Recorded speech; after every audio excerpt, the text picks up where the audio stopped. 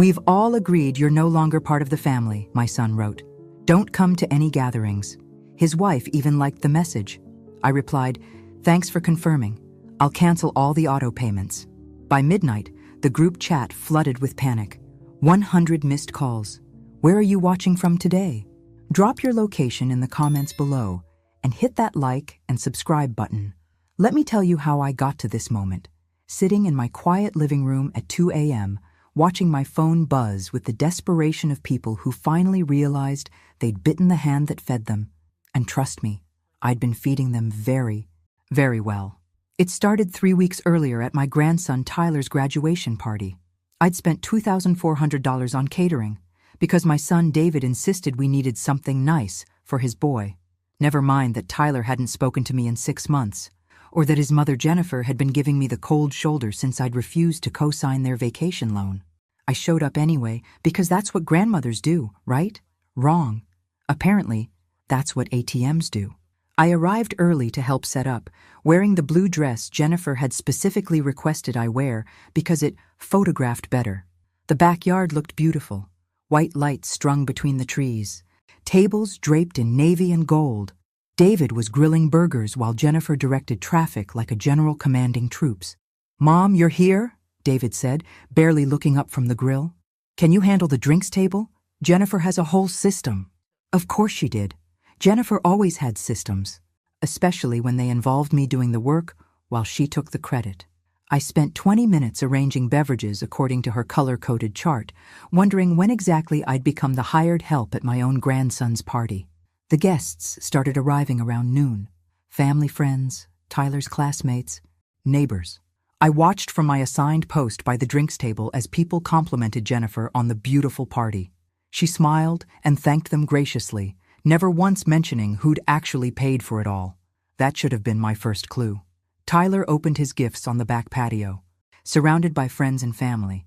I'd gotten him a $500 gift card to Best Buy, figuring an 18-year-old could use it for college tech. When he unwrapped it, he glanced at it briefly and said, "Oh, cool. Thanks, Grandma Ruth." Then he tossed it aside to open the next present. No hug, no real acknowledgement. Just the bare minimum politeness you'd show a distant acquaintance.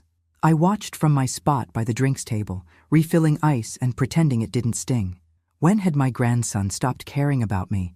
When had I become just another obligation in his life? The answer came during Jennifer's speech. She stood up on the patio steps, wine glass in hand, her voice carrying across the yard. "I just want to thank everyone for being here today to celebrate Tyler's achievement. David and I are so proud of the young man he's become, and we're grateful for all the support our family has given him." Our family, not his grandmother, not the woman who'd paid for his private tutoring, his sports equipment, his graduation party. Our family. But it was what happened next that really opened my eyes. Jennifer continued her speech, detailing all the people who'd made Tyler's success possible. She thanked his teachers, his coaches, his friends. She thanked David's boss for being flexible with his schedule. She even thanked the neighbors for being patient during his loud drum practice phase. She never mentioned me. Not once. I stood there, watching the woman whose mortgage I'd been secretly paying for 3 years give a heartfelt speech about family support. And I realized something that probably should have occurred to me years earlier. I wasn't family to them. I was a service provider. The party continued around me, but I'd stopped participating. I watched Jennifer hug Tyler, watched David beam with pride, watched relatives pat them both on the back for raising such a fine young man. Nobody looked my way. Nobody seemed to notice I was there at all. As the afternoon wore on, I found myself doing mental math, the catering bill, the deposit for Tyler's freshman dorm, the monthly transfers to David and Jennifer's account that they thought I didn't know they knew about, the car insurance I paid for Tyler's Honda, the credit card bills I'd quietly handled when David's construction business hit rough patches. By my calculations, I'd invested approximately $47,000 in Tyler's life over the past 4 years alone. Apparently, that bought me the privilege of standing by the drinks table, invisible and unacknowledged. The final straw came when I overheard Jennifer talking to her sister by the dessert table. "Thank God Tyler got into State University," Jennifer was saying. "The tuition is so much more reasonable than those private schools. And with David's income stabilizing, we should be able to handle it without too much stress. Her sister nodded sympathetically. It's so expensive these days. How are you managing? Jennifer lowered her voice conspiratorially. Well, between you and me, David's mother helps out sometimes. Nothing major, but every little bit counts. Nothing major. 3 years of mortgage payments, thousands in emergency loans, Tyler's entire graduation party. Nothing major. I set down the pitcher I was holding and walked quietly to my car. Nobody noticed me leave. Why would they? The ATM had served its purpose for the day. That night, I sat in my kitchen with my laptop open, staring at my bank's auto pay screen. Mortgage payment to David and Jennifer, $2,147 monthly. Car payment for Tyler's Honda, $378 monthly. Family cell phone plan, $240 monthly. Various credit card minimums for David's business expenses, $890 monthly. For 3 years, I'd been quietly covering $4,350 every month in expenses for a family that apparently didn't consider me part of their circle. That's when my phone buzzed with the group chat message that changed everything. David had created a family group chat a year earlier, supposedly to keep everyone connected. Jennifer, Tyler, David's brother Mark, Mark's wife Sarah, and me. It was mostly used for sharing photos and coordinating holiday plans. But this message was different. David: Hey everyone, Jennifer and I have been talking, and we think it's time for some boundaries. Mom, we've decided you're no longer part of our immediate family unit. We need space to grow as a nuclear family without interference. Please respect our decision and don't come to future gatherings. I stared at the message, reading it 3 times to make sure I understood correctly. Then I watched as Jennifer liked it. Mark liked it. Sarah liked it. Even Tyler, my grandson, who I'd supported through 18 years of life, liked the message. That's when I typed my response. Thanks for confirming. I'll cancel all the auto payments. And then I did exactly that. Mortgage payment, canceled. Car payment, canceled. Cell phone plan, canceled. Credit card auto pays, canceled. All of it. Every automatic transfer that had been quietly flowing from my account to theirs for years. By midnight, my phone had 47 missed calls and 73 text messages. The group chat had exploded with panic. Suddenly, everyone wanted to talk to the woman they'd just excluded from the family. But I was done talking. I turned off my phone and went to bed, sleeping better than I had in years. Tomorrow would bring consequences. But tonight, for the first time in decades, I felt like I mattered again, even if it was just to myself. The pounding on my front door started at 7:23 a.m. I know the exact time because I was sitting at my kitchen table, sipping coffee and watching the sunrise through my window, when the sound shattered the peaceful morning. Through the peephole, I could see David's face, red and angry. Behind him stood Jennifer, arms crossed, looking like she was preparing for war. I considered not answering, but curiosity got the better of me. After all, 12 hours ago, I apparently wasn't family. Now here they were, on my doorstep at dawn. Mom, what the hell have you done? David's voice cracked as I opened the door. I stepped back to let them in, noting how Jennifer pushed past me without so much as a greeting. They were both still in yesterday's clothes, looking like they hadn't slept. Good. Maybe they'd spent the night learning what real stress felt like. I did exactly what you asked, I said calmly. You wanted boundaries. You got them. Jennifer whirled around, her carefully styled hair now a mess. You can't just cancel everything. Do you know what you've done? I poured myself another cup of coffee, deliberately not offering them any. Let them stew in their panic while I enjoyed my morning routine. I've respected your wishes. You said I'm not family, so I stopped acting like family. David slumped into my kitchen chair without invitation. Mom, you don't understand. The mortgage payment is due tomorrow. If it doesn't go through, then I suppose you'll need to make other arrangements, I interrupted. Like actual adults do. The silence that followed was delicious. For years, I'd watched them take my financial support for granted, never once acknowledging the sacrifices I'd made to keep their lives comfortable. Now they were getting a taste of reality, and it was bitter medicine. Jennifer found her voice first. Ruth, this is ridiculous. We had a family disagreement, but that doesn't mean you should destroy our financial stability. Oh, I think you're confused, I said, settling back into my chair. I'm not destroying anything. I'm simply no longer participating in your financial stability. There's a difference. The look that passed between David and Jennifer spoke volumes. They'd been counting on my money without ever actually asking for it, assuming my support was unconditional and eternal. Well, conditions had definitely changed. Look, David said, running his hands through his hair. Maybe we were harsh yesterday. We were emotional about Tyler leaving for college, worried about becoming empty nesters. We didn't mean to hurt you. Actually, you did, I replied. You meant every word. You just didn't expect consequences. Jennifer tried a different approach, her voice honey-sweet with fake concern. Ruth, we're family. Family works through problems together. We don't abandon each other over misunderstandings. I almost laughed. The woman who'd liked a message excluding me from the family was now lecturing me about abandonment. The irony was thick enough to cut with a knife. You're right, Jennifer. Family doesn't abandon each other. So tell me, when exactly did you start considering me family again? Was it when you realized your mortgage payment was canceled? Or when Tyler's car payment bounced? David's phone buzzed. He glanced at it and paled. The bank's calling. They're asking about the missed payment. Better answer it, I suggested. Wouldn't want to damage your credit rating. As David stepped outside to take the call, Jennifer moved closer to me. Her mask of false sweetness finally slipped, revealing the calculating woman underneath. You can't do this to us, Ruth. We have obligations. Tyler's tuition deposit is due next week. The mortgage, the car payments, the credit cards. You know we can't cover all of this alone. Then perhaps you should have thought about that before excluding me from your family circle, I said. Amazing how quickly circumstances can change your perspective, isn't it? She leaned forward, her voice dropping to a whisper. What do you want? Money? An apology? What's it going to take to fix this? And there it was. The question that revealed everything about their relationship with me. In Jennifer's mind, I was a problem to be solved, a situation to be managed. She genuinely couldn't understand that this wasn't about negotiation. It was about dignity. I want you to leave, I said simply. David came back inside, his face ashen. They're starting foreclosure proceedings if we miss another payment.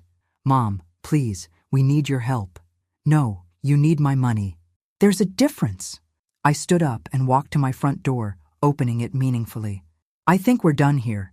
You have your boundaries and I have mine. Jennifer's composure finally cracked completely. This is insane. You're destroying your own family over hurt feelings. I'm not destroying anything, I said. I'm just no longer rebuilding what you tear down every day. They left, but not before Jennifer turned back with one final threat. You'll regret this, Ruth. When Tyler needs help with college, when David's business struggles, when we lose the house because of your selfishness, you'll regret it. I closed the door and locked it. Regret? The only thing I regretted was waiting so long to find my backbone. My phone rang within minutes. Tyler's name flashed on the screen. Grandma Ruth? His voice was small, uncertain. For the first time in months, he sounded like the little boy who used to spend weekends at my house. Dad says you're not helping with my car payment anymore. That's right, sweetheart. But I don't have a job yet. How am I supposed to make the payments? It was a fair question, and part of me ached hearing the confusion in his voice. But Tyler was 18 now, legally an adult, and yesterday he'd liked a message that cut me out of his life. I suppose you'll need to find employment, I said gently. Most college students work part-time to cover their expenses. This is because of that stupid group chat thing, isn't it? Grandma, I didn't mean anything by it. I was just, I don't know, going along with what everyone else was doing. And there was the truth that hurt most of all. He hadn't excluded me because he was angry or hurt. He'd done it because it was easier than standing up to his parents, because I didn't matter enough to defend. Tyler, I love you. I always will. But loving someone doesn't mean enabling them to treat you badly. So you're punishing me because my parents are idiots? The question caught me off guard. Maybe Tyler understood more than I'd given him credit for. I'm not punishing anyone, I said. I'm teaching all of you that actions have consequences, that people, even grandmothers, have limits. After I hung up, I made myself a sandwich and sat down with a legal pad. If I was going to rebuild my life without being anyone's ATM, I needed a plan. First, I called my financial advisor, Margaret Chen. We'd worked together for 15 years, and she'd been diplomatically questioning my family's financial dependence for at least 5 of those years. "Ruth," she said warmly, "I saw some unusual account activity yesterday. Is everything all right?" "Everything's perfect." "Margaret, I need to schedule a meeting to discuss redirecting some of my automatic payments. Permanently." There was a pause. "The family support payments?" "All of them." Another pause, then something that sounded suspiciously like relief in her voice. "How about tomorrow morning? I think we have a lot to discuss." That evening, my phone rang every 20 minutes. David, Jennifer, Tyler, even Mark and Sarah calling to mediate the situation. I let them all go to voicemail. At 11 p.m., a new message appeared in the family group chat. "David, Mom, please call me back. We can work this out. I know we hurt you, but we're family." Family forgives. Family forgives. But family also respects. Family also appreciates. Family also considers each other's feelings before making unilateral decisions about who belongs and who doesn't. I typed back one final message. Family is a two-way street. You'll figure out what that means when you're ready. Then I left the group chat entirely. For the first time in 3 years, I fell asleep without worrying about someone else's bills. It was a beautiful feeling, but something told me this was just the beginning of a much larger reckoning. Margaret Chen's office overlooked downtown from the 23rd floor, all glass and chrome with enough legal degrees on the wall to outfit a small law firm. I'd always felt slightly intimidated by the setting, but this morning I walked in like I owned the place. Funny how cutting toxic people out of your life can improve your posture. "Ruth, you look different," Margaret said, gesturing to the chair across from her mahogany desk. "Lighter somehow. $4,300 lighter every month. To be exact," I replied, settling in with my purse and the folder I'd prepared. "And yes, I feel wonderful." Margaret pulled up my accounts on her computer, her expression growing more pleased with each screen. "I have to say, Ruth, I've been hoping for this conversation for years. Your family's financial dependence has been concerning." "Tell me exactly how concerning." She turned her monitor so I could see the numbers. "In the past 5 years, you've transferred approximately $287,000 to various family members. Your retirement savings growth has been stunted by constant withdrawals. At your current age, you should be accumulating wealth, not depleting it." I stared at the figure. $287,000. Almost $300,000 I'd given to people who just told me I wasn't family. What would my net worth be if I hadn't made those transfers? Margaret clicked through several screens, running calculations. "Conservatively, you'd have about $840,000 more in your retirement accounts. With proper investment growth, potentially over $1 million. $1 million. I'd essentially given away $1 million retirement to fund my family's lifestyle, and they'd repaid me by cutting me out of their lives. Margaret, I want to make some changes. Big ones." Over the next hour, we restructured my entire financial life. The mortgage payment money would now go into a high-yield savings account. The car payment money would fund a new travel fund. The family cell phone money would cover my own increased insurance and healthcare costs. But the credit card auto-pays presented an interesting opportunity. "These business expenses David's been charging," Margaret said, reviewing the statements. "Are you aware that some of these look questionable?" I leaned forward. "What do you mean?" "Restaurant charges at expensive steakhouses, golf course fees, a weekend at a casino resort in Atlantic City. Either David's business involves a lot of entertainment, or he's been using your money for personal expenses." The betrayal cut deeper than I'd expected. Not only had they been taking my money for granted, they'd been misusing it. David had been living it up on my dime while telling everyone I helped out sometimes. "Margaret, I want you to have our attorney send a formal accounting request. I want to know exactly what David's been charging to those credit cards for the past 3 years. Are you considering legal action?" "I'm considering all my options." We spent another hour setting up new investment strategies, updating beneficiaries on my accounts, and discussing my long-term financial goals. For the first time in years, those goals didn't include supporting ungrateful adult children. As I was leaving, Margaret handed me a business card. "Ruth, I'd like you to meet someone. Eleanor Hartwell. She's a personal coach who specializes in helping women reclaim their power after difficult family situations. I think you two would hit it off. I walked out of that building feeling like a different woman. The afternoon sun seemed brighter, the air cleaner. I had plans now, goals that didn't revolve around other people's needs. My phone buzzed with a text from Jennifer. "Ruth, Tyler's car was repossessed this morning. He's devastated. How could you do this to your own grandson?" I stared at the message, waiting for the guilt to hit. Instead, I felt something unexpected. Relief.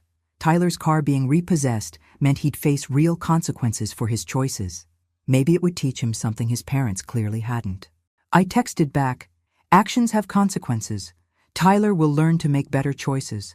Her response was immediate. "You're a horrible grandmother." I almost replied with a list of everything I'd done for Tyler over the years, but stopped myself. I didn't owe Jennifer explanations anymore. I didn't owe any of them anything. Instead, I drove to Eleanor Hartwell's office for an impromptu consultation. Eleanor was about my age, with silver hair and laugh lines that suggested she'd figured out how to enjoy life. Her office was warm and inviting, filled with plants and comfortable furniture that made you want to sink in and tell secrets. "Margaret called ahead," Eleanor said, offering me tea. "She said you're going through a family restructuring." That's one way to put it. I prefer getting my life back. For the next hour, I told Eleanor everything.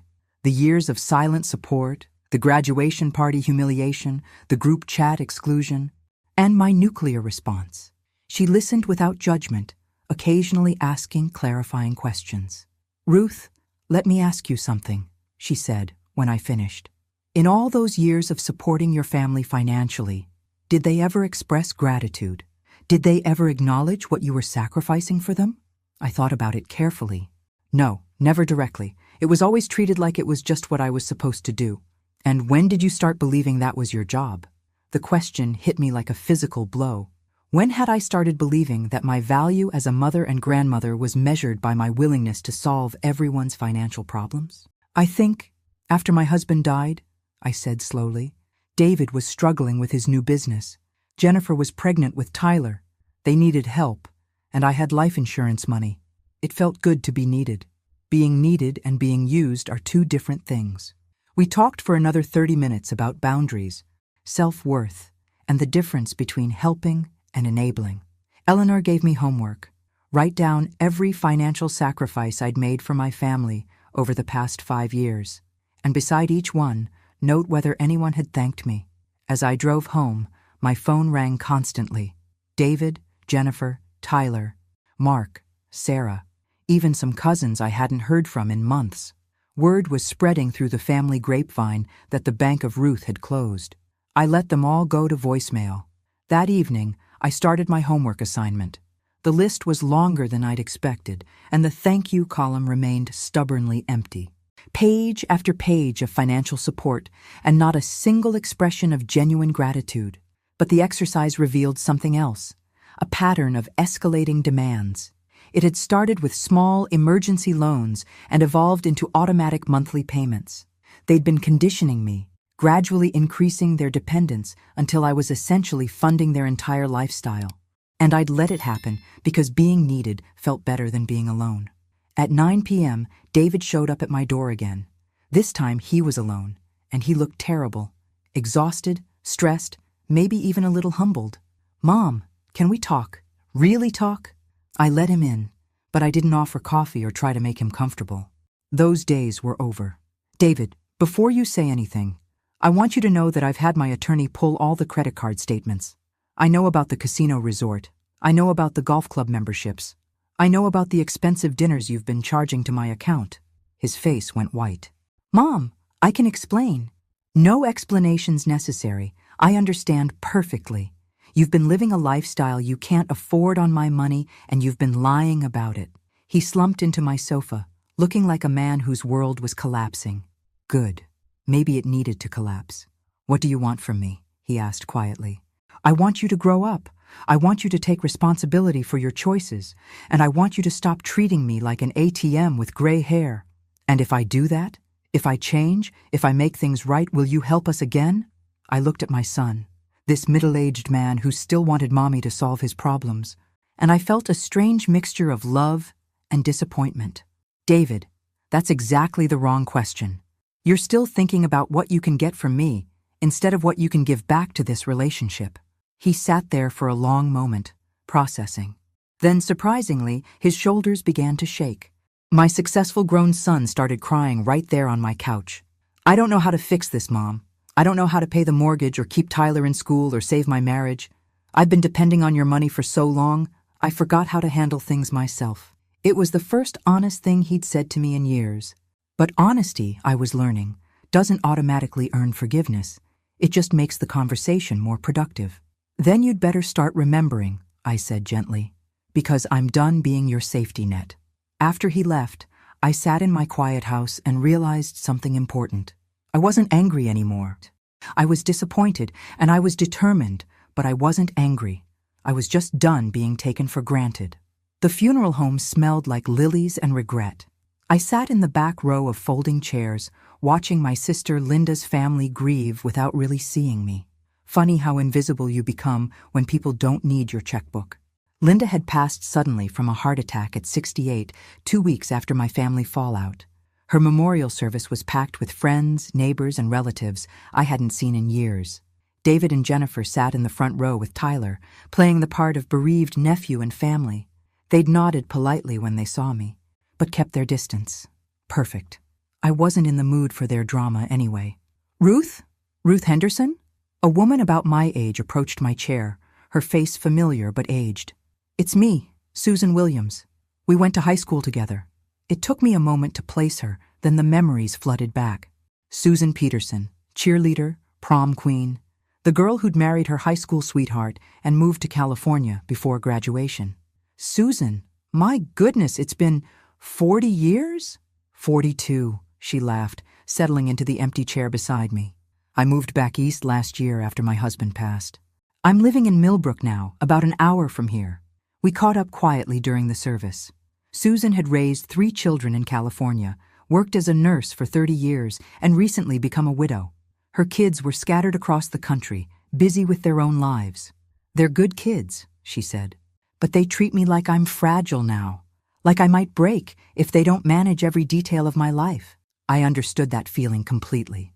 After the service, Susan and I found ourselves at the same table during the reception.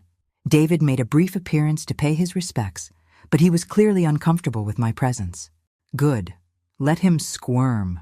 Your son seems nervous, Susan observed, watching David retreat to the opposite side of the room. We're going through a family adjustment period, I said diplomatically. Susan raised an eyebrow. That sounds like code for something interesting. I found myself telling her the whole story. The years of financial support, the graduation party humiliation, the group chat exclusion, and my decision to cut off funding. Susan listened with growing amazement. You've been paying their mortgage for 3 years? She asked. Ruth, that's incredible. And not in a good way. I'm starting to realize that. My oldest son tried something similar last year, Susan said. Asked me to co-sign a loan for a boat. A boat? When I said no, he accused me of being selfish with his inheritance, as if my money was already his. What did you do? Susan smiled wickedly. I bought myself a boat, a beautiful little sailboat that I keep at the marina. Every weekend, I post pictures of myself sailing with my new friends. My son doesn't ask for money anymore. We exchanged phone numbers before leaving, making plans to meet for lunch the following week. As I drove home, I realized I felt better than I had in months. Susan understood. She'd faced similar family manipulation and found a way to reclaim her life. Maybe I wasn't alone in this after all. The next morning brought an unexpected visitor. Tyler stood on my doorstep, looking younger than his 18 years, holding a folded piece of paper. Grandma Ruth, can I come in? I studied my grandson's face. He looked tired, stressed, and genuinely remorseful. Part of me wanted to hug him and fix everything immediately. The other part reminded me that he'd liked that message just as enthusiastically as the adults. Come in, Tyler. We should talk. He settled nervously on my sofa, still clutching the paper. I wrote you a letter, he said, offering it to me. I've been thinking about everything that happened, and I wanted to explain myself. I unfolded the handwritten letter. noting that Tyler had taken care with his penmanship. The words were carefully chosen, clearly thought out. Dear Grandma Ruth, I want to apologize for liking that message in the group chat. I know it hurt you, and I'm sorry. I was being a coward, going along with what my parents wanted instead of thinking for myself. I've been thinking about all the things you've done for me over the years. The money for my car, sure, but also the other stuff. When I was little, you were the only one who remembered I liked strawberry ice cream better than chocolate. You came to my baseball games even when it was raining. You helped me with my science fair projects when my parents were too busy. I know you loved me. I felt loved. But somewhere along the way, I started taking that for granted. I stopped saying thank you. I stopped appreciating you. Mom and Dad keep saying this is all about money, but I think it's about respect, and I haven't been respectful. I'm sorry for that. I don't expect you to fix my car situation or help with college. I got a job at the campus bookstore, and I'm applying for more financial aid. I want to figure things out for myself, but I hope someday you'll forgive me, because I miss my grandma, the real one, not the one who just wrote checks. Love, Tyler. I folded the letter carefully, surprised by the tears threatening my eyes. This was the first genuine apology I'd received from anyone in my family. Tyler, this is beautiful. Thank you for taking the time to write it. Do you forgive me? I looked at my grandson, this young man who was finally taking responsibility for his choices. I forgive you. But forgiveness doesn't mean everything goes back to the way it was. He nodded seriously. I understand. I just wanted you to know that I'm sorry and that I'm going to do better. We talked for another hour. Tyler told me about his new job, his plans for college, and his growing awareness of how his parents had been manipulating the family dynamics. He was more mature than I'd given him credit for, just buried under years of enabling. Grandma, can I ask you something? Of course. Are you happier now, since you stopped helping everyone financially? The question surprised me with its insight. Yes, Tyler, I am happier. I'm discovering who I am when I'm not just solving other people's problems. Good. You deserve to be happy. After Tyler left, I called Susan. We made plans to drive to the coast the following weekend, just for fun. When was the last time I'd done something just for fun? That afternoon, Eleanor Hartwell called to check in. Ruth, how are you handling the family pressure? Better than I expected. I had a breakthrough with my grandson today. That's wonderful. What about the others? I thought about David's desperate visits, Jennifer's angry texts, the constant voicemail messages. They're still in crisis mode, still thinking this is temporary. What makes you think it isn't temporary? The question caught me off guard. Was this temporary? Was I planning to eventually resume my role as family ATM? Eleanor, I think I've been waiting for them to prove they've changed, but maybe that's the wrong approach. What would be the right approach? Maybe I need to prove to myself that I've changed, that I'm not the same woman who let herself be taken for granted for years. That evening, I did something I'd been avoiding for weeks. I sat down and wrote my own letter, not to my family, but to myself, a promise about the woman I wanted to become. Dear Ruth, you are not responsible for everyone else's financial security. You are not required to sacrifice your comfort for other people's convenience. You are allowed to say no. You are allowed to expect gratitude. You are allowed to be appreciated for who you are, not what you can provide. Your worth is not measured by your willingness to solve problems or write checks. Your value comes from your kindness, your wisdom, your decades of experience, and your capacity for love. You have raised your children. You have been a good wife, mother, and grandmother. You have paid your dues. The rest of your life belongs to you. Don't forget this again. Love. Yourself. I folded the letter and put it in my jewelry box next to my mother's pearl earrings and my wedding ring. A reminder of who I was becoming. That night, I slept peacefully for the first time since Linda's funeral, and in my dreams, I was sailing on a beautiful boat with new friends while my phone sat silent on the dock. The next morning would bring new challenges, but I was ready for them.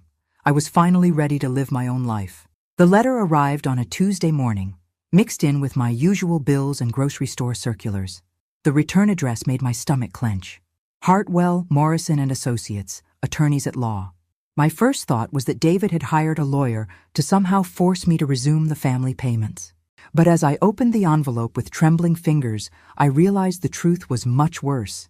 The letter was from Jennifer's attorney, informing me that I was being sued for elder financial abuse against my own family. According to the complaint, I had manipulated the family's financial dependents to exercise undue influence over their decisions. By suddenly withdrawing support, I had allegedly caused severe emotional and financial distress that constituted a form of abuse. The audacity took my breath away. They were actually trying to make me the villain in this story. I called Eleanor immediately. She listened grimly as I read the legal language aloud. "Ruth, this is obviously frivolous, but it's also concerning. It sounds like they're trying to establish a legal foundation for claiming you're mentally incompetent." "What do you mean?" "If they can convince a court that your financial decisions are erratic or harmful, they might try to get conservatorship over your assets. It's a common scam families run on elderly relatives." My blood ran cold. They weren't just trying to get my money back, they were trying to take control of all of it. "Eleanor, what do I do?" "First, don't panic. Second, call Margaret Chen immediately. Third, get yourself the best attorney money can buy. If they want to play legal games, let's make sure you win." I spent the rest of the day assembling my defense team. Margaret recommended a family law attorney named Patricia Morse, who specialized in elder financial abuse cases. Patricia was sharp, experienced, and immediately grasped the situation. "Mrs. Henderson, your daughter-in-law has made a serious miscalculation," Patricia said during our emergency meeting. "Not only is this lawsuit baseless, it's actually backfired. By filing these claims, she's created a legal record of her family's financial dependence on you. That's going to be very useful for our countersuit." "Countersuit?" Patricia smiled grimly. "Oh yes, we're going to sue them for financial exploitation of an elderly person. 3 years of mortgage payments, credit card abuses, and manipulation. We have a very strong case." Over the next week, we built our defense systematically. Margaret provided detailed financial records showing the pattern of family dependence. Eleanor documented the emotional manipulation. Patricia gathered evidence of David's business expense abuses. But the most damaging evidence came from an unexpected source. Tyler called me on Thursday evening, his voice shaky with anger. "Grandma Ruth, I need to tell you something about the lawsuit." "Tyler, you don't have to get involved in this." "Yes, I do, because I know something they don't think I know." He told me about a conversation he'd overheard between his parents and Jennifer's lawyer. They'd been coaching him on what to say if called as a witness, instructing him to claim that I'd been confused and erratic in recent months. They wanted him to suggest that my financial decisions showed signs of mental decline. "They want me to lie, Grandma. They want me to help them steal your money by claiming you're losing your mind." The betrayal was breathtaking in its scope. They weren't just taking my money. They were trying to take my autonomy, my dignity, my very right to make my own decisions. "Tyler, would you be willing to testify about what you overheard?" "Absolutely. I'm done protecting them. What they're doing is evil." That weekend, Susan drove up to visit and provide moral support. We sat in my garden, drinking wine and planning my counterattack. "You know what I find most amazing about this whole situation?" Susan said, refilling our glasses. "What's that?" "They're spending money they don't have on lawyers to try to get money they're not entitled to. It's like watching someone dig their own grave with a gold shovel." She was right. The legal fees alone would cost them thousands. Money they clearly didn't have since they'd been depending on my support. They were borrowing against their future to fund a lawsuit that would likely fail. "Susan, I have an idea. A terrible, wonderful idea." Monday morning, I called Patricia with my proposal. She listened carefully, then began laughing. "Mrs. Henderson, that's absolutely diabolical and completely legal. I love it." The next phase of my plan required patience and perfect timing. While Jennifer's lawyer prepared their frivolous lawsuit, I began quietly gathering something much more powerful: documentation of every financial interaction we'd had over the past 5 years. Bank transfers, credit card statements, loan agreements, even casual text messages about money. Margaret's team compiled everything into a comprehensive financial history that painted a clear picture of systematic exploitation. But the coup de grace came when Patricia's investigator discovered something Jennifer probably thought I'd never find out about. She'd been telling her friends and neighbors that I was becoming senile and that they were managing my finances for my own protection. She'd been laying the groundwork for this legal assault for months, possibly years. Patricia, how much can we sue them for? Well, there's the $287,000 in direct transfers. Then there's interest and penalties, emotional distress, legal fees. And if we can prove fraudulent intent, she calculated rapidly, we could be looking at over $500,000. $500,000, more than they'd ever be able to repay. And if they can't pay, then we start seizing assets. The house, the cars, the business equipment, everything goes to satisfy the judgment. That afternoon, I did something that felt both terrifying and exhilarating. I authorized Patricia to file our countersuit immediately, asking for full damages and requesting an emergency hearing to freeze all of David and Jennifer's assets pending the outcome. Mrs. Henderson, are you sure you want to go nuclear? Patricia asked. I thought about the group chat message, about Tyler's car being repossessed while they planned their legal assault, about years of thankless financial support followed by accusations of mental incompetence. Patricia, they fired the first shot. I'm just making sure it's the last shot of the war. The papers were served that evening while David and Jennifer were having dinner at their favorite restaurant. According to the process server, Jennifer actually shrieked when she read the countersuit. They called me within an hour, both of them shouting through the speakerphone. Mom, this is insane! David's voice was pitched high with panic. You're trying to destroy us! No, David, I'm trying to protect myself from people who've been systematically exploiting me for years. We never exploited you, Jennifer screamed. We loved you. We included you in our family. You included my bank account in your family. There's a difference.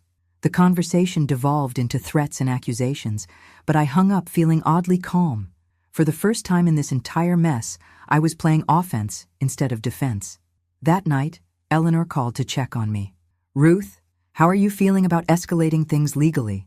Honestly, I feel powerful. For years, I've been reacting to their demands, their crises, their emotional manipulation. Now I'm setting the terms. And if they apologize? If they try to make amends? I thought about that carefully. Eleanor, I think we're past apologies. They tried to have me declared mentally incompetent to steal my money. That's not a mistake or a misunderstanding. That's a calculated assault on my dignity and freedom. So what's your end game? My end game is showing them that actions have consequences, that you can't treat people badly and expect them to keep enabling you forever. And what about Tyler? Tyler was the one part of this situation that still caused me pain. But even that was getting clearer. Tyler's learning that sometimes doing the right thing means standing up to the people you love. It's a hard lesson, but an important one. The legal battle would take months to resolve, but I already felt like I'd won something more important than money. I'd won back my self-respect. Tomorrow would bring new challenges, but tonight I was sleeping in my own bed, in my own house, making my own decisions about my own life. For the first time in years, I felt like I was exactly where I belonged. The mediation conference was scheduled for 9 a.m. on a gray November morning. Patricia had prepared me thoroughly, but walking into that sterile conference room still felt like entering a battlefield. David and Jennifer sat on one side of the long table with their attorney, a nervous-looking man who kept shuffling papers. I took my seat across from them with Patricia beside me, noting how they avoided eye contact. Jennifer looked terrible. She'd lost weight, and her usually perfect hair was showing gray roots. David's suit was wrinkled, and he had the hollow-eyed look of someone who hadn't been sleeping. Good. Maybe they were finally understanding the gravity of their situation. The mediator, a calm woman in her 60s named Dr.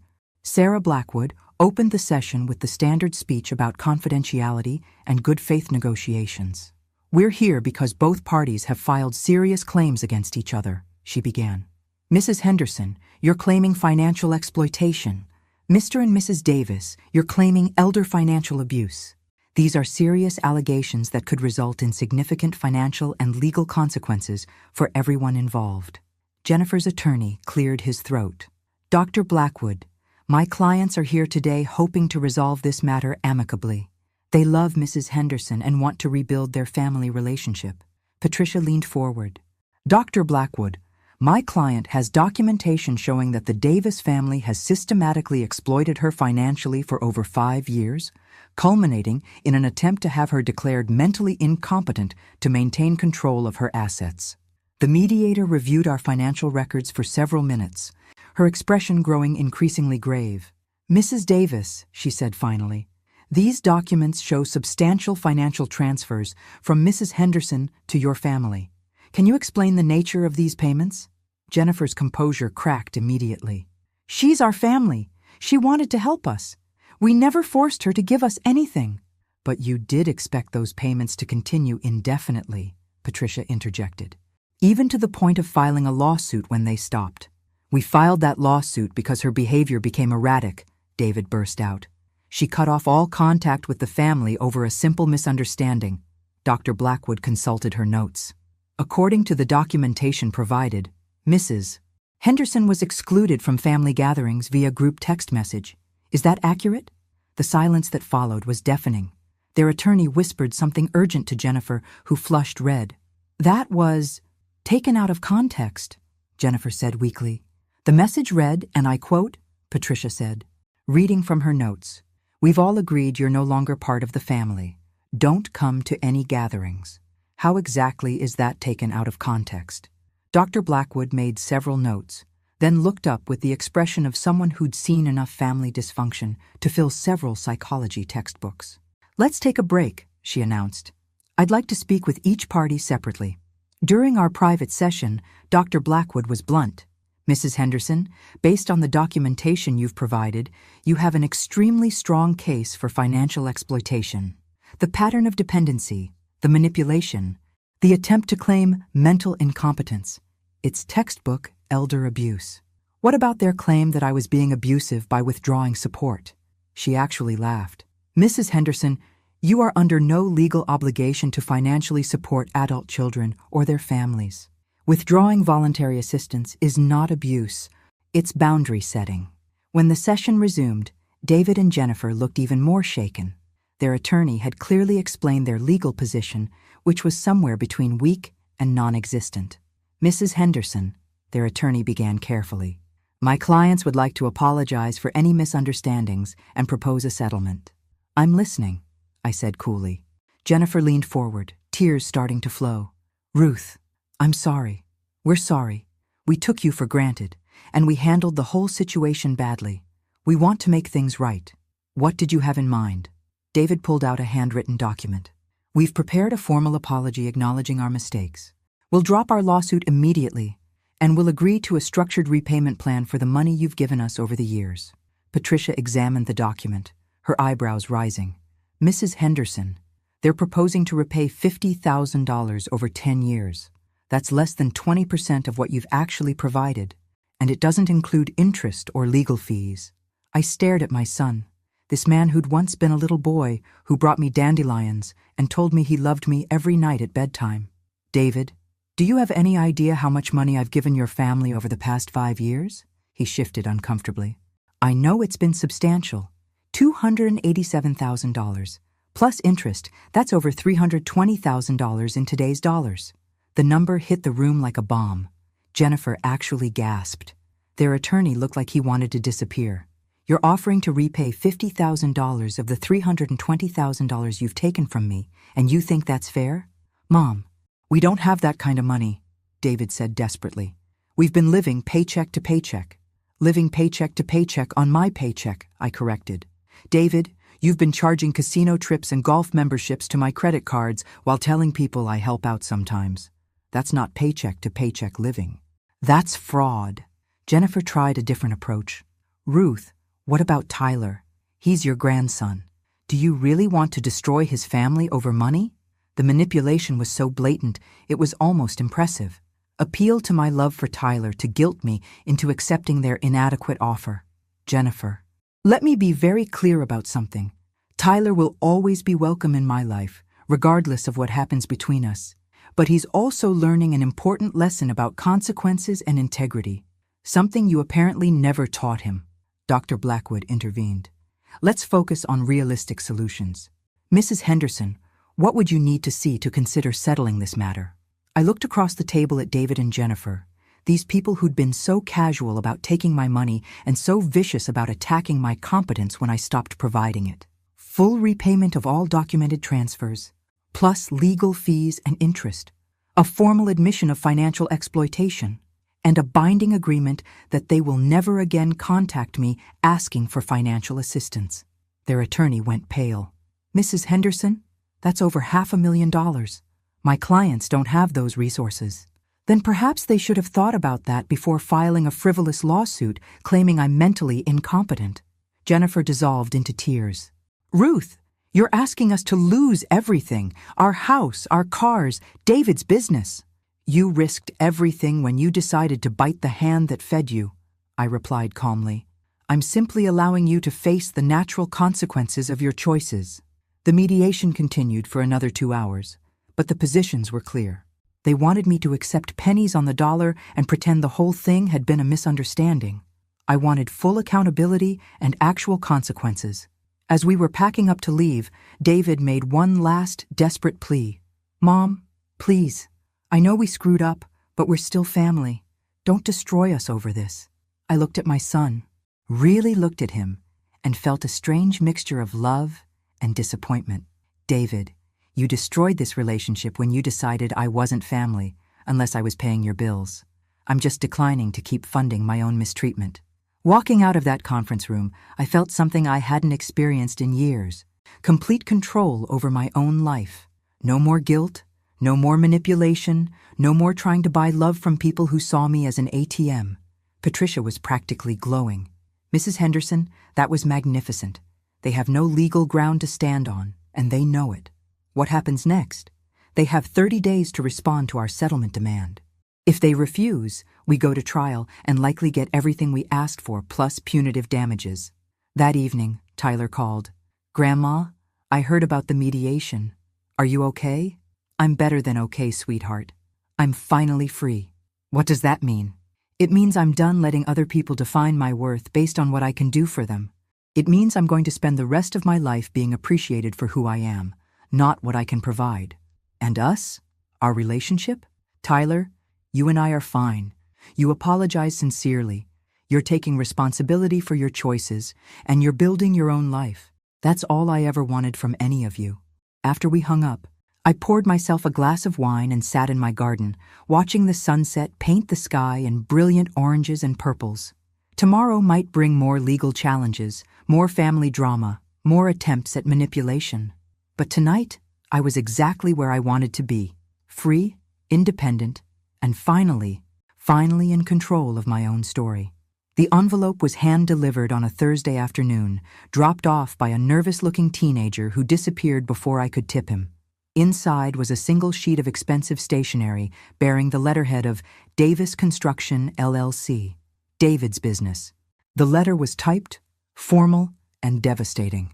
Dear Mom, we've made our decision. We're not accepting your settlement terms, and we're not dropping our lawsuit. Our attorney has advised us that we have a strong case for elder financial abuse, and we're prepared to take this matter to trial. Furthermore, we've hired a forensic accountant to examine all financial transactions between us over the past 5 years. We believe we'll be able to prove that you used money as a weapon to control our family's decisions. We're also pursuing a competency evaluation. Your recent erratic behavior and vindictive legal actions suggest cognitive decline that requires professional assessment. This ends now. Either you restore our financial arrangements and drop your frivolous countersuit, or we'll see you in court. David and Jennifer Davis. I read the letter twice, then set it down and started laughing. Not bitter laughter or angry laughter, but genuine amusement at the sheer audacity of it all. They were doubling down. After everything we'd discovered, after all the evidence Patricia had compiled, they were actually trying to intimidate me into submission. I called Patricia immediately. They want a war? Patricia said after I read her the letter. Perfect. I love it when opposing counsel makes my job easier. How is this making your job easier? Because they just put their threats in writing. Attempting to coerce an elderly person through legal intimidation is a felony in this state. We can now add criminal charges to our civil suit. Criminal charges? Oh, Mrs. Henderson, we're not just going to take their money anymore. We're going to take their freedom. That afternoon, Patricia filed additional motions with the court, including a request for criminal investigation of the Davis family's actions. She also expedited our asset freezing request, effectively locking down everything they owned pending the trial outcome. The phone started ringing at 6 p.m. David, hysterical and barely coherent. "Mom, what have you done? The bank just froze our accounts. We can't pay the mortgage. We can't pay our employees. We can't pay anything." "David, you sent me a letter threatening to have me declared mentally incompetent. What did you think would happen? This is insane. You're destroying innocent people over hurt feelings." "Innocent people?" I almost choked on the irony. "David, you've spent 5 years systematically exploiting me financially, then tried to have me declared mentally incompetent when I stopped enabling you. In what world does that make you innocent?" Jennifer grabbed the phone. "Ruth, please. We have employees depending on us. People will lose their jobs because of your vindictiveness. Then perhaps you should have considered that before escalating this situation. We can't take back what we wrote. Please, we'll accept your settlement terms. We'll agree to anything." It was too late for that, and we both knew it. They'd crossed a line by threatening my mental competency, and there was no walking that back. "Jennifer, you had multiple opportunities to resolve this reasonably. You chose aggression instead. Now you'll live with the consequences." I hung up and immediately called Eleanor. "Ruth, how are you handling the escalation?" "Honestly, I feel powerful. For the first time in this whole mess, I'm not reacting to their moves. I'm making the moves." "Are you concerned about the family relationships?" I thought about that carefully. "Eleanor, what relationship? For 5 years, they've seen me as a resource to be managed. When I stopped being useful, they tried to have me declared incompetent. That's not a relationship worth preserving. What about Tyler?" Tyler remained the one bright spot in this disaster. He'd called earlier to tell me he'd been subpoenaed to testify and was actually looking forward to it. "Grandma, I want to tell the truth about what they did, about how they talked about you, how they planned this whole thing. People need to know." The trial was scheduled for February, but the criminal investigation moved faster. Detective Maria Santos from the Elder Abuse Unit called on Friday morning. "Mrs. Henderson, I've reviewed your complaint and the supporting documentation. We're opening a formal investigation into financial exploitation and attempted fraud." What does that mean? It means Mr. and Mrs. Davis could be facing felony charges. Financial exploitation of an elderly person carries a maximum sentence of 10 years in prison. 10 years. The number hit me like a physical blow. I'd wanted accountability, consequences, justice, but the thought of my son in prison for a decade was almost unbearable. "Detective Santos, what if they were to plead guilty and agree to full restitution?" That would be up to the district attorney's office. But it's certainly possible, especially for first-time offenders. That evening, Susan drove up for a planned visit, arriving to find me sitting in my garden, staring at the sunset. "Ruth, you look troubled. What's happening?" I told her about the criminal investigation, the potential prison sentences, my conflicted feelings about how far this had escalated. "Are you having second thoughts?" she asked gently. "I don't know. Part of me wants them to face real consequences for what they did, but part of me never wanted it to go this far." Susan was quiet for a long moment, then asked a question that cut straight to the heart of everything. "Ruth, if you could go back 5 years and know everything you know now, would you still have helped them financially?" I considered it carefully. No. I would have set boundaries from the beginning. I would have required appreciation, accountability, respect. And if they had given you those things, if they had treated you with dignity while accepting your help, then we wouldn't be sitting here having this conversation. Susan nodded. "That's your answer. This isn't about the money, and it never was. It's about dignity and respect. They chose to treat you badly, and now they're learning that actions have consequences." She was right. I wasn't destroying my family over money. I was protecting myself from people who'd been systematically destroying my sense of self-worth for years. Monday morning brought an unexpected call from a reporter at the local newspaper.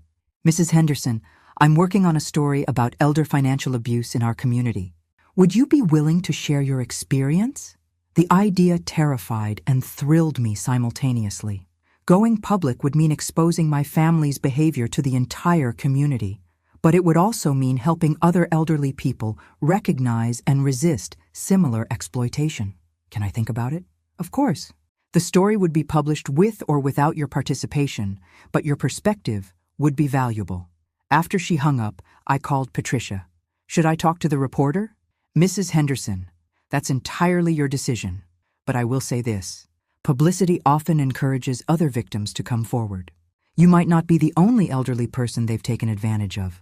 Other victims. The thought hadn't occurred to me, but it made perfect sense. People who would systematically exploit their own mother might not limit themselves to family members. I called the reporter back that afternoon. I'll do the interview, but I want to make sure the focus is on prevention and education, not just sensationalizing my family's dysfunction. Absolutely, Mrs. Henderson. This is about helping other families avoid similar situations.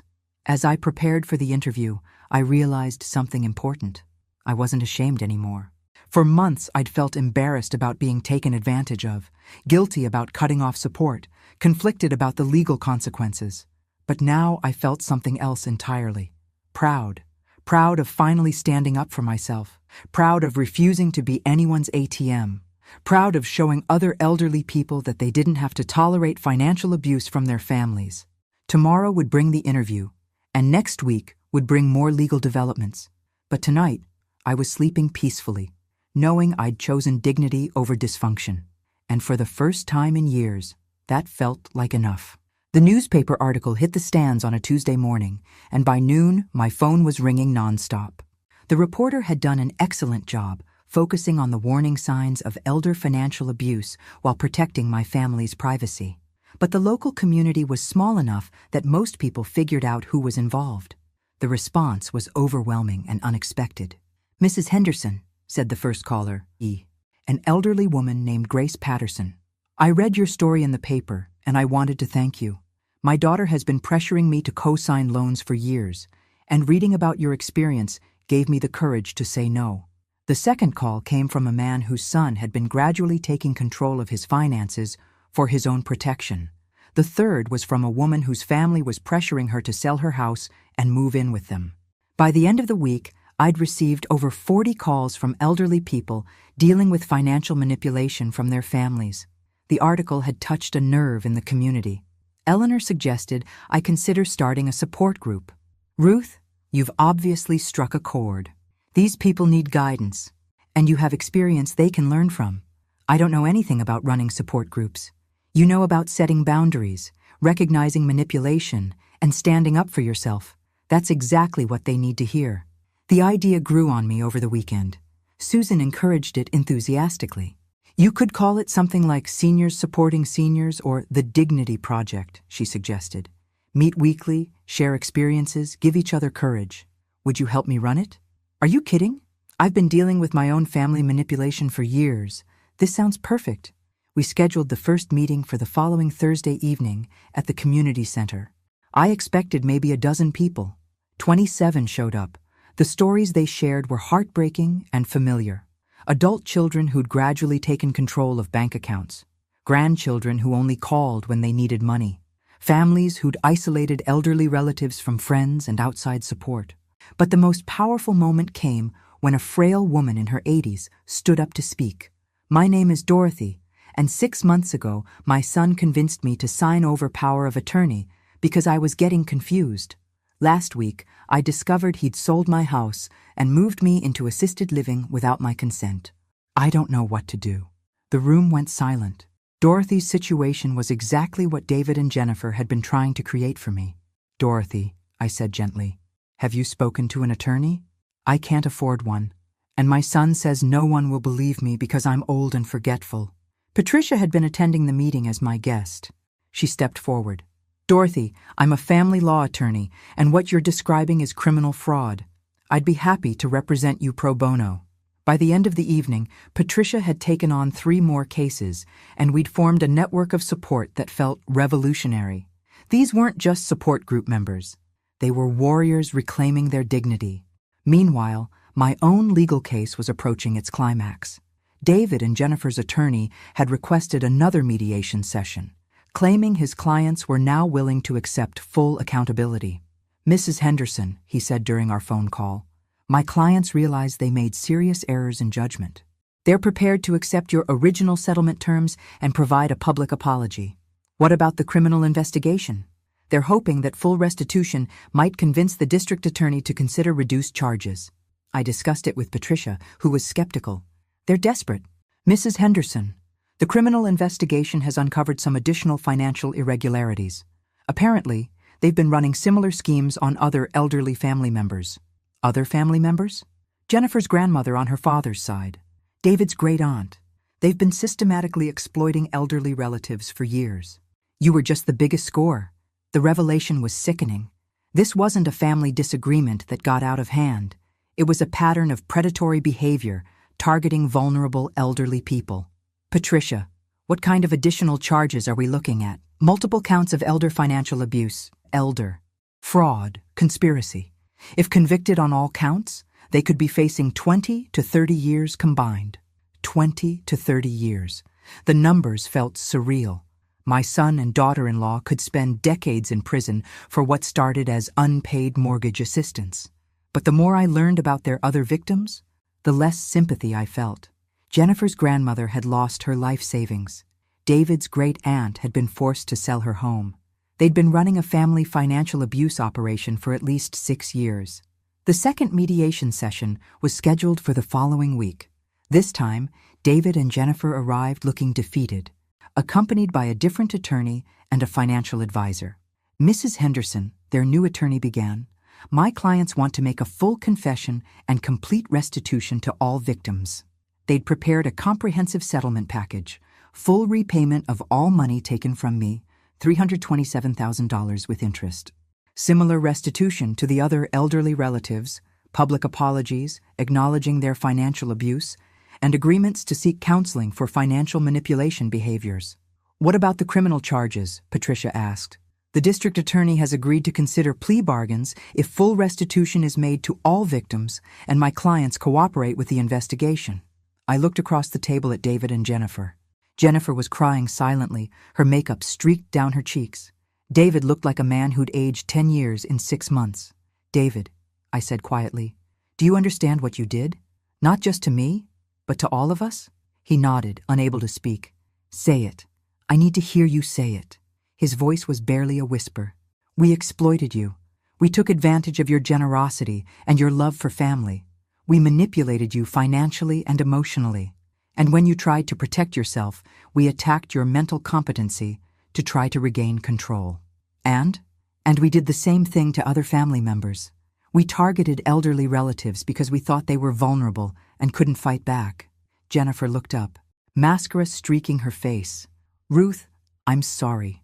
I'm so sorry. We became people I don't recognize. We hurt people we should have protected." It was the first genuine apology I'd received from either of them. Dr. Blackwood, who was mediating again, reviewed the settlement terms carefully. "Mrs. Henderson, this is a comprehensive resolution. Are you prepared to accept these terms?" I thought about Dorothy from the support group, about the other elderly people who'd called after the newspaper article, about the pattern of abuse that went far beyond my own family. "I'll accept the financial terms and the cooperation with criminal investigation. But I have additional requirements." "What kind of requirements?" "I want them to speak at our support group meetings. I want them to help educate other families about the warning signs of elder financial abuse. I want them to use their experience to prevent other people from becoming victims." Their attorney looked surprised. "You want them to become advocates against elder abuse?" "I want them to understand the full impact of what they've done and work to prevent others from making the same mistakes." David looked up for the first time during the session. "Mom, you want us to help other families? I want you to help repair the damage you've done to the community. Financial abuse destroys families, David. Maybe you can help put some of them back together." The agreement was signed that afternoon. Full restitution to all victims, cooperation with law enforcement, and a commitment to elder abuse prevention advocacy. Walking out of that conference room, I felt something I hadn't expected. Hope. Not hope for rebuilding my relationship with David and Jennifer, but hope that something good might come from this nightmare. That evening, Tyler called with news that surprised me. Grandma, I've been accepted to law school. I want to specialize in elder law, helping elderly people protect themselves from financial abuse. Tyler, that's wonderful. What inspired the career change? You did. Watching you fight back showed me that someone needs to stand up for people who are being taken advantage of. I want to be that someone. As I hung up the phone, I realized that the most important victory wasn't the money I'd recovered or the justice I'd achieved. It was the example I'd set for my grandson and the dozens of other elderly people who were now finding their voices. Tomorrow would bring new challenges, but tonight I was proud of who I'd become. Not the grandmother who wrote checks to buy affection, but the woman who stood up for herself and inspired others to do the same. And that felt like the best inheritance I could leave behind. 6 months after the settlement, I was sitting in my new office at the community center, preparing for our weekly support group meeting, when Tyler knocked on the door. "Grandma, do you have a minute?" He was dressed in a sharp suit, looking every inch the serious law student he'd become, but his expression was troubled, which immediately put me on alert. "Of course, sweetheart. What's wrong?" Tyler settled into the chair across from my desk, then pulled out a thick manila folder. "I've been doing some research for my elder law class, looking into financial abuse cases, and I found something you need to see." He opened the folder, revealing what looked like court documents and newspaper clippings. "Remember how Dad and Jennifer said they'd only been doing this for a few years? Well, I dug deeper into public records. Grandma, they've been running this scam for over a decade." My blood went cold. "What do you mean?" Tyler spread out the documents methodically. Jennifer's first husband before she married Dad. She convinced his elderly father to sign over power of attorney in 2009. The old man died 6 months later, and Jennifer inherited everything. The family contested the will, but by then, the money was gone. I stared at the documents, trying to process what I was seeing. "Tyler, are you saying Jennifer has done this before?" "Not just Jennifer. Dad, too. Remember his first business, the one that failed right before he married Jennifer? I found bankruptcy records. He'd been charging elderly clients for home repairs, taking their money up front, then declaring bankruptcy to avoid completing the work. The room started spinning. This wasn't a family that had gradually fallen into bad financial habits. This was a systematic pattern of elder abuse going back more than a decade. How many victims? Tyler's face was grim. "At least 12 that I can document. Probably more. Grandma, they've been targeting elderly people their entire adult lives." I reached for my phone to call Patricia, but Tyler stopped me. "There's more. Something that's going to hurt." He pulled out a final document. This one newer than the others. "Last week, Jennifer filed for divorce from Dad. But here's the thing. She's claiming that the elder abuse was all his idea, that she was just following his lead. She's trying to cut a deal with the district attorney to testify against him in exchange for reduced charges." The betrayal was stunning. After everything they'd done together, Jennifer was now throwing David under the bus to save herself. "Where's your father now?" "He's moved back in with Uncle Mark temporarily. He's been calling me, wanting to meet and explain everything. I think he's finally ready to tell the whole truth." I agreed to meet David that evening at a neutral location, a quiet diner on the edge of town where we could talk privately. He was waiting when I arrived, looking haggard and defeated. "Mom, thank you for coming. I know you don't owe me anything." I slid into the booth across from him, noting how much weight he'd lost, how gray his hair had become. "Tyler told me about Jennifer's plea bargain, and about the other victims." David's shoulders sagged. "So you know." "I know some of it. I want to hear the rest from you." For the next 2 hours, David told me a story that was even worse than I'd imagined. Jennifer had been running elder abuse scams since her early 20s, targeting wealthy elderly people through dating sites, church groups, and community organizations. She'd refined her techniques over the years, becoming expert at identifying vulnerable targets and gaining their trust. "She taught me everything," David said, his voice hollow. "How to spot elderly people who were isolated, how to gradually gain control of their finances, how to make them dependent on us emotionally so they'd keep giving." "David, you're talking about predatory behavior. You were deliberately targeting vulnerable people." "I know that now. But at the time, Jennifer made it seem like we were just accepting generosity from people who wanted to help family. She had a way of justifying everything." "What about me?" Was I just another target? David looked up, and I saw tears in his eyes. You were different. You're my mother. I love you. But Jennifer convinced me that you wanted to help, that taking your money was just letting you feel useful and needed. For 5 years, David, you let me pay your bills for 5 years while treating me like hired help. I know, and I hate myself for it. Mom, I want to make this right. How? David pulled out his own folder of documents. I've been working with a private investigator, documenting all of Jennifer's previous victims. I want to help them get their money back. I want to testify against her in court. I want to make sure she never does this to another family. The conversation continued until almost midnight. David told me about elderly victims who'd lost life savings, about families torn apart by Jennifer's manipulations, about a pattern of abuse that spanned multiple states and countless victims. Why are you telling me all this now? I asked finally. Because Tyler made me realize something. He said you didn't fight back just for the money. You fought back to protect other people from going through what you went through. And he's right. If I don't help stop Jennifer, she'll just find new victims. A week later, I sat in the district attorney's office with Patricia, Tyler, and David as prosecutors outlined their expanded case against Jennifer. With David's cooperation, they'd identified 17 additional victims and recovered evidence of a sophisticated elder abuse operation. Mrs. Henderson, the lead prosecutor said, your decision to fight back has potentially saved dozens of future victims. Jennifer Wright, that's her real name, by the way, has been running these scams across multiple states for over 15 years. Wright wasn't even her real last name. She'd been using false identities, fake references, and forged documents to gain credibility with her targets. What kind of sentence is she looking at? With the additional charges and the pattern of predatory behavior, we're looking at 40 to 60 years. She'll likely die in prison. David flinched at the number, but didn't object. He'd made his choice to cooperate fully, understanding that justice sometimes required painful sacrifices. The support group meeting that Thursday was larger than usual. Word had spread about the criminal investigation, and several people had driven from neighboring counties to attend. Dorothy, whose son had stolen her house, stood up to share an update. I wanted everyone to know that thanks to Patricia and this group, I got my house back. My son has been arrested, and I'm living independently again.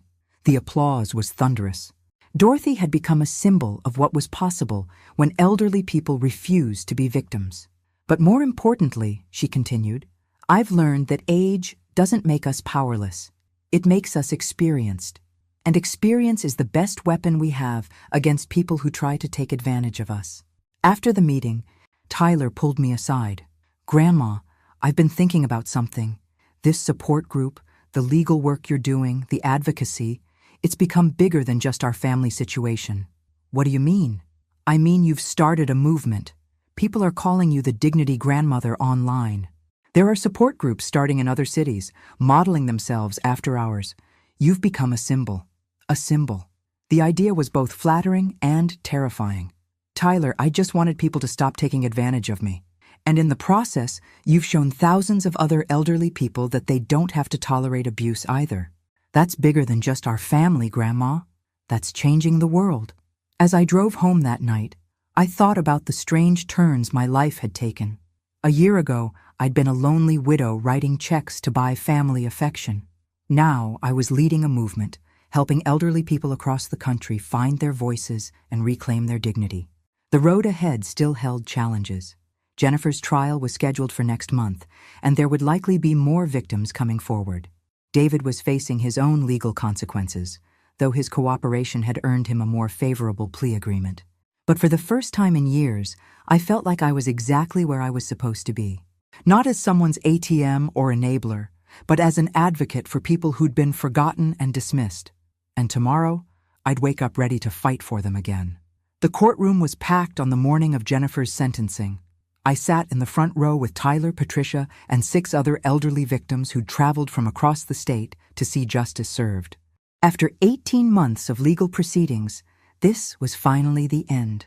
Jennifer looked smaller than I remembered, dressed in an orange jumpsuit with her hair pulled back severely.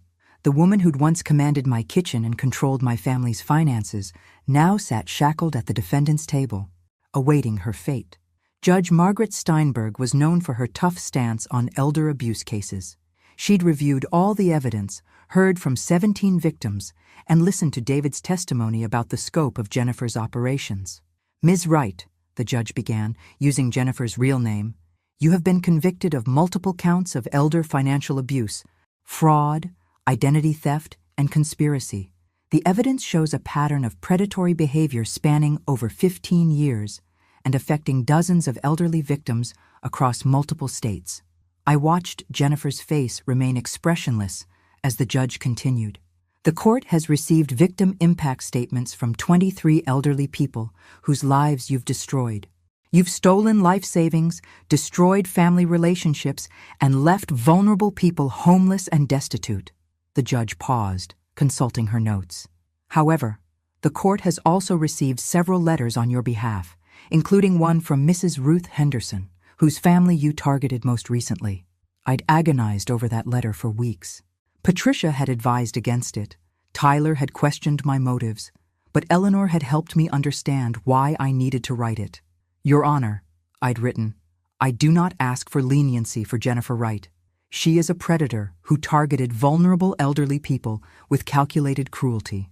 However, I want the court to know that her victims are not just broken elderly people. We are strong, resilient individuals who have survived and thrived despite her abuse.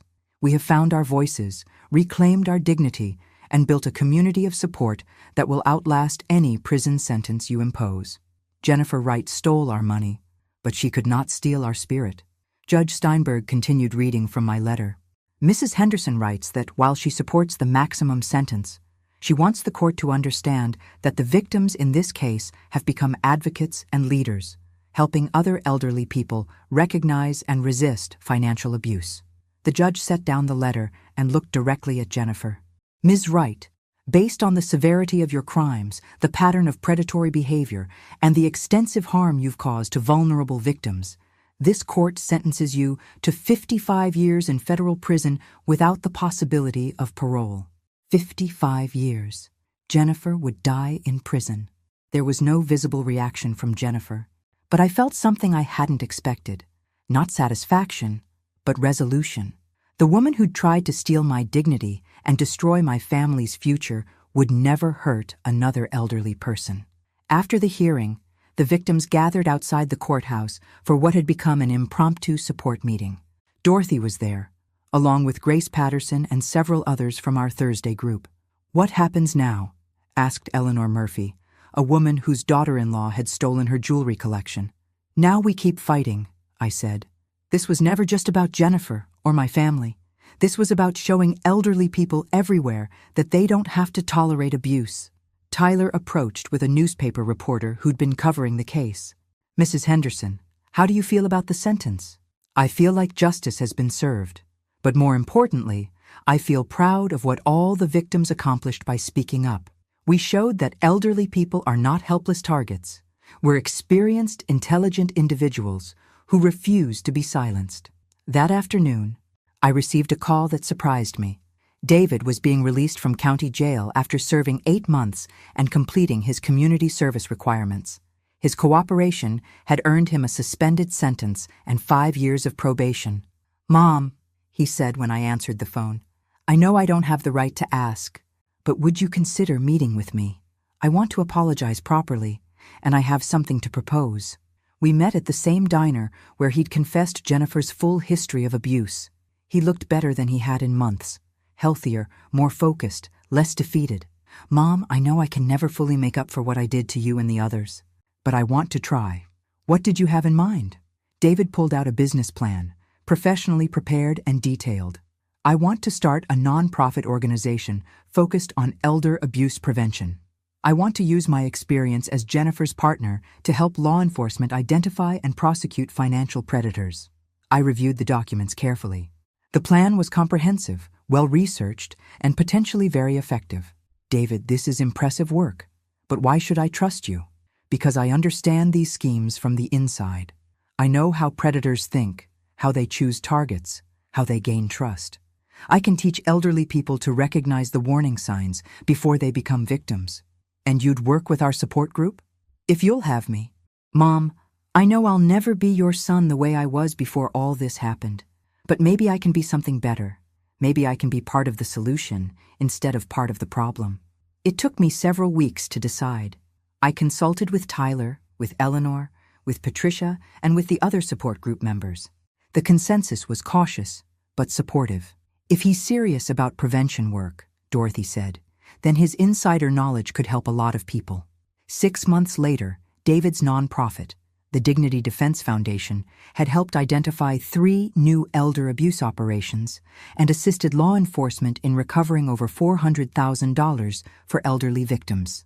Our Thursday support group had grown into a network of 17 chapters across 3 states. Tyler had graduated law school and opened a practice specializing in elder law. The newspaper had written a follow-up article calling our movement a model for elder advocacy nationwide.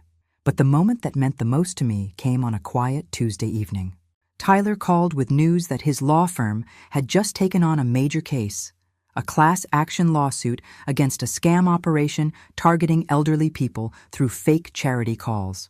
"Grandma, we're going to shut down an entire call center that's been stealing from seniors. And it all started because you taught me that elderly people deserve dignity and respect." After we hung up, I sat in my garden, watching the sunset and thinking about the strange journey my life had taken. A year and a half ago, I'd been a lonely widow writing checks to buy family affection. Now, I was leading a movement that was helping elderly people across the country find their voices. My phone buzzed with a text from Susan. "Wine tonight?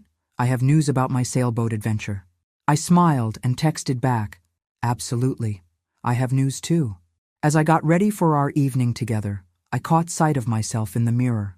The woman looking back at me wasn't the same person who'd stood in her kitchen 18 months ago, humiliated and excluded from her family's life. This woman stood straighter, smiled more confidently, lived more fully. This woman had learned that dignity wasn't something other people could give or take away. It was something you claimed for yourself, defended fiercely, and shared generously with others who needed to find their own. And this woman was just getting started. Tomorrow would bring new challenges, new victims to help, new battles to fight. But tonight, I was exactly where I belonged, free, independent, and surrounded by people who valued me for who I was, not what I could provide. The family that had tried to exclude me had taught me the most valuable lesson of my life. Sometimes the greatest gift you can give yourself is the courage to walk away from people who don't appreciate you.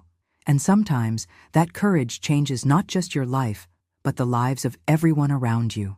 I turned off the lights and headed out to meet Susan, ready for whatever adventures lay ahead. Because I'd finally learned the secret that had taken me 70 years to discover. The best chapters of your life can begin at any age, as long as you have the courage to write them yourself. Thanks for listening. Don't forget to subscribe and feel free to share your story in the comments. Your voice matters.